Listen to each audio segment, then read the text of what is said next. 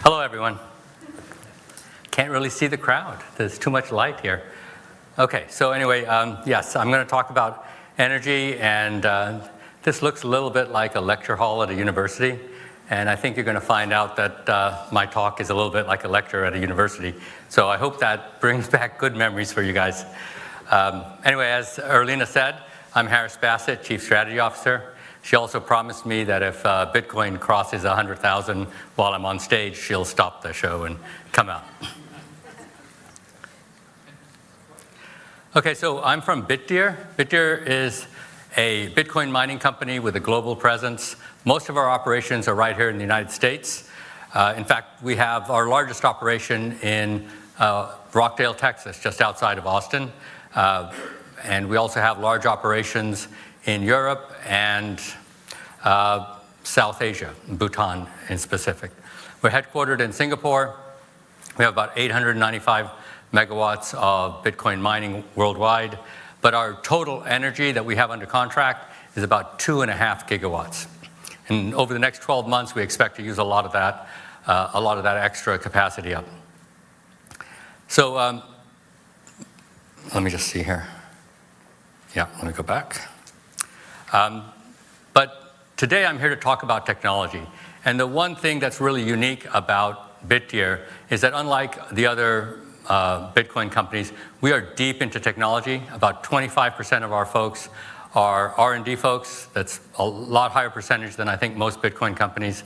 And we are developing very deep technology. And this is really what I want to talk about, how that technology interacts with energy, not just in Bitcoin, but in society as a whole. And how can the work we're doing in Bitcoin beneficially affect a larger segment of society.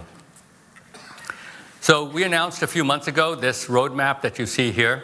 And we have been pretty good at keeping to this roadmap. The Seal 01, we're already shipping those mining rigs to our own facilities. We're not selling them outside.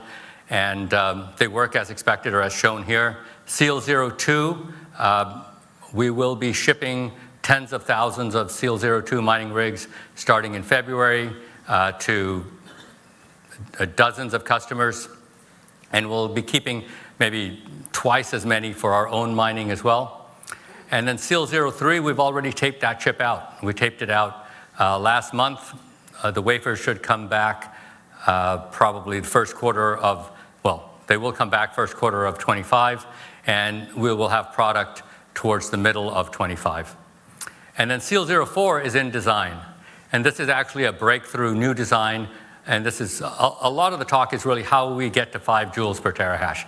Because we're doing that in a very novel way, and I think it'll have huge impacts on Bitcoin, but also huge impacts outside of Bitcoin. So, you know, you've probably heard this quote that,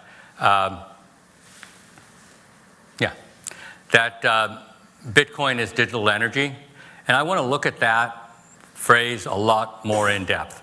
And in fact, I'm going to dive into the technology aspects of that, perhaps more than some of the people here want to see. And for those people who are really technical, it's perhaps less than they want to see. So maybe everyone's going to be unhappy at the end. But I think if you stick with it, you might learn something that's interesting. So, you know, we use 15 gigawatts of power or more for Bitcoin mining. And I don't think a lot of people appreciate actually why we need that energy and where it actually goes. What work is that energy actually doing at the detailed chip level? So let's start at a higher level. We're eventually going to get to the chip. But let's just start with a simple example. You've got 100 megawatts at a substation. You've got a data center maybe across the street from it. That 100 megawatts, only about 80 of that megawatts, if you've got a normal data center, is actually being consumed by the compute resources, the network resources, the data storage. The rest is going, and you could say being wasted, into cooling or power distribution. Now already in Bitcoin, we've innovated there. We, in many cases, like for example, our facility in Rockdale, we discard with the cooling completely. We just have them essentially sitting almost outdoors. So our losses there are much smaller than what you're seeing here. But anyway, let's just stick with these numbers. We got a 20% loss there. Then if you look inside of one of these systems, maybe only about 90% of that energy is actually going to the chips. The other 10%, again, is sort of being wasted in power distribution and cooling, but within the system, within the box. Now, if we dive one level deeper into the chip, we see that only about 65% of that energy, 47 megawatts out of the 100 that came in to the facility, is being used for actually calculating the SHA-256 algorithm. The rest of it, again, is being wasted in leakage or power distribution. And that's really where you can make the most benefit. You get the most benefit by changing that. And we're going to dive into that more deeply. And if you improve at the chip level, you actually get benefits all the way upstream. So it's actually the best place to do it. It's also the hardest place to do it. By far the hardest place to do it. Requires the most skill, the most money, and just a little bit of luck. So let's go back in history a little bit and look at mining overall. The first Bitcoin was mined January 3rd, 2009 by Satoshi Nakamoto, and he used a CPU with software. And everyone did after that for about 2 years until GPUs started getting used. And that improved the energy efficiency by a factor of 10 to go from CPUs to GPUs. Then within a year, people figured out that FPGAs would be even more efficient. You get another factor of 10. And then 2 years later, we started the ASIC era, which is the era that we're still in. And from that initial ASIC, we got another 50x advantage in efficiency. So if you take that cumulative performance benefit, we have a 5,000 times improvement in efficiency from 2009 to 2013. That's huge. That's quite an accomplishment already, right? But we have chips now that are application specific. All they ever do is Bitcoin mining, where of course an FPGA, a GPU, and a CPU can do a million other things. And so that's making it specific to do one thing has allowed us to save a lot of energy. So now in the last, say, 12 years or 11 years, we've been in this ASIC era. And we've managed to do another 1,000x improvement in efficiency. And one thing I want you to notice here that the vertical axis here is logarithmic. It's not a linear scale. And then the horizontal axis here is time. And I've divided time into these eras of different manufacturing processes for silicon semiconductors. And we start off in 2013 with a 110 nanometer process. Now, in 2024, we are at 4 nanometers and 3 nanometer processes. So we've dramatically shrunk the size of the transistors, and that largely is the reason that we have more efficiency from 2013 through 2024. The architecture and the circuit design have changed. There have been improvements. In fact, you can see that if you look at the 28 nanometer era that goes from 2014 to just past 2016, that was using the exact same manufacturing process, but we still got dramatic improvements over that time period. Those were design changes. So those are the two knobs you have to improve efficiency. One is you can get a better process from Samsung or TSMC or Intel, or you can change the design. The leverage that companies like ours have is really in the design. What can we do? And it's also something that's much more tractable. And if you see the 4 orange dots on the right, those are our roadmap represented on this chart. And the main thing to note there is the slope is very different. The slope has been flattening out over time. And our intent is to get back on this dramatic improvement in efficiency. And how do you do that? A lot of people think that we've sort of reached the end stage of what physics can do, and we're a physical limit of energy, and that's not true at all. We can get dramatic improvements in energy efficiency moving forward. And those can translate to designs outside of Bitcoin. So looking more closely at the last few years, you can see the curve sort of flattening out, and then our roadmap that goes there, and especially the one that's at 5 joules per terahash. That's using the same processes that the 10 joule per terahash one uses, or the 15. It's just design changes at that point. And if you apply it to later processes that are going to come out, we'll get far better still. So there's a lot of room for improvement here. And it's really through design. And so I'm going to take a very broad brush approach at looking at design and break it into 3 buckets. Bitcoin is a purely digital math calculation. And you can do it in software, you can do it using digital design techniques, and it's very simple to do. You can design a digital chip using digital techniques, not quite in an afternoon, but in a week, and have it fully functional. The problem is it won't be anywhere close to energy efficient enough to use. It won't be commercially viable. So for the last 9 years or so, people have been applying analog design techniques to a purely digital function. And that's really the only way they've been able to make it anywhere close to being efficient enough. And so that's used ubiquitously now. Every Bitcoin miner that you buy is using analog design techniques pretty extensively to get the efficiency that you need. There is another more aggressive technique still, which is to use RF and microwave design techniques and to treat, things like electromagnetic waves instead of voltages and currents, have distributed elements instead of lumped elements. And the reason everyone doesn't just do this, analog or RF design for every digital application, is that it's incredibly difficult. It takes a lot more time and a lot more effort. And if you've got a chip with 1 billion transistors on it, you just can't afford to spend that much time on every part of the design. The chip will never get finished. But let me see if I got this right. One advantage in Bitcoin is that it is a big chip. Most Bitcoin chips are big. There are 1 billion transistors. They could be more. But they're really composed of thousands of these SHA-256 cores. So each core is maybe only 1 million transistors. And then that core itself is broken into hundreds of pipeline stages. So in the end, you're really dealing with just a problem that's about 10,000 transistors. And you can afford to put really smart people working really hard to solve that 10,000 transistor problem, and then just cut and paste it to get the benefit across the entire 1 billion transistor chip. Bitcoin isn't the only chip that is built like this. GPUs are built like that. There are thousands of shader pipes that are just cookie cuttered across the chip to get what effectively a GPU is today. But Bitcoin is the first and most aggressive driver of energy efficiency. So a lot of this innovation that we've seen is really driven by Bitcoin's incredible drive for improving energy efficiency and how easily that can be monetized.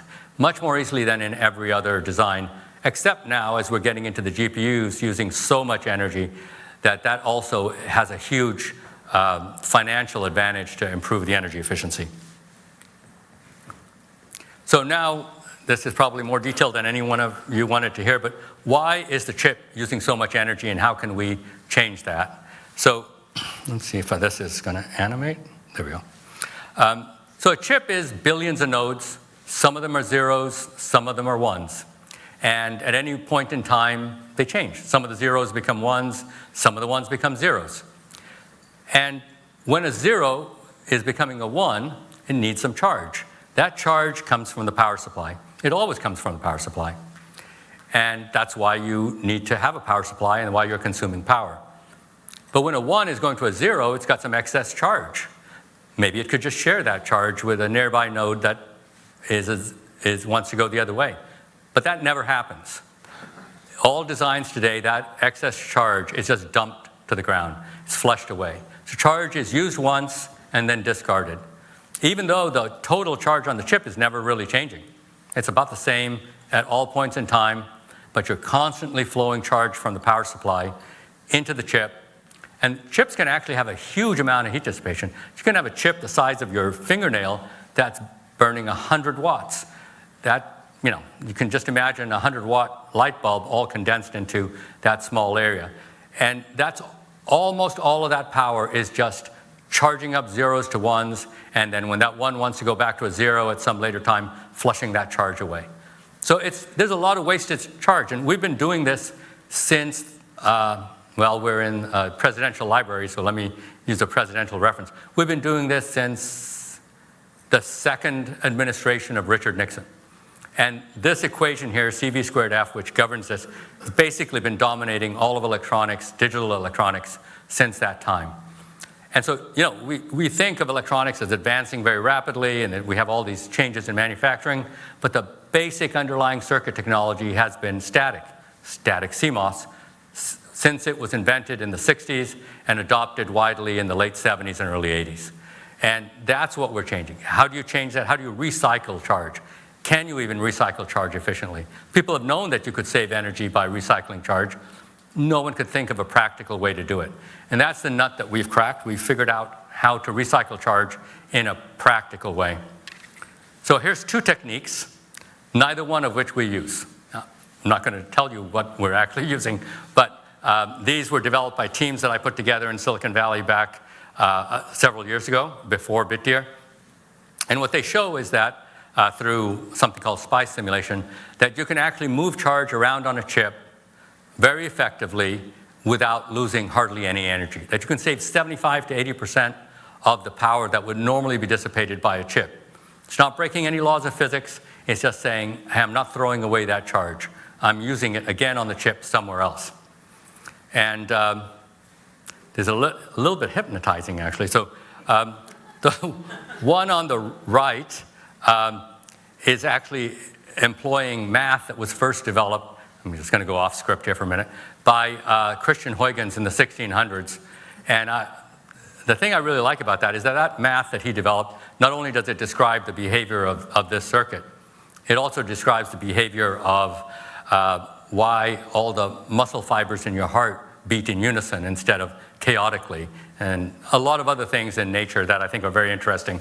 And he sort of discovered this mathematical principle. He's the inventor of the pendulum clock. When he was sick for months, he had these pendulum clocks on the wall opposite him, and he found that they were all perfectly in sync. So he invented this mathematics to explain that, and we're using it today. There are other sources of power loss that probably are true. You either know this already or you probably don't want to know it. But anyway, the one principal problem that people have with Bitcoin mining is that when it gets hot, or when the system gets hot, it is either much less efficient or you have to shut it off. It can't operate at very high temperatures.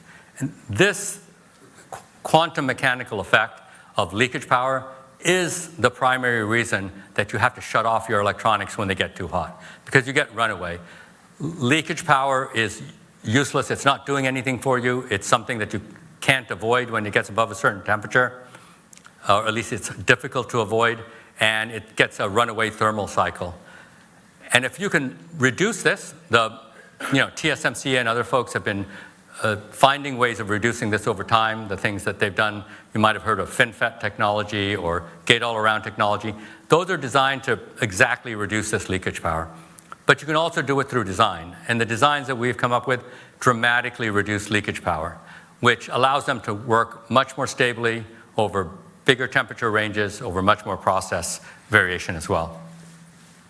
So these are the two major sources of power, that dynamic power of charging and discharging nodes, and then this leakage power. So anyway, that's just sort of a sneak peek. I really didn't emphasize the sneak part of that. But we're just getting started. This new era of recycling charge and using distributed circuit design, it's incredibly difficult to do now. There's very few people on Earth who can figure it out. But we will design software to make it accessible to a lot more people, to people outside of Bitcoin. And it's saving us 75 to 80% of the energy that a chip uses. So that will obviously impact Bitcoin, but it will impact GPUs. It'll impact digital signal processing and a lot of other things. We might actually end up saving the world more energy than we consume. And that's really just coming from the fact that there's been this relentless drive for energy efficiency for the last decade or so in Bitcoin. So thank you.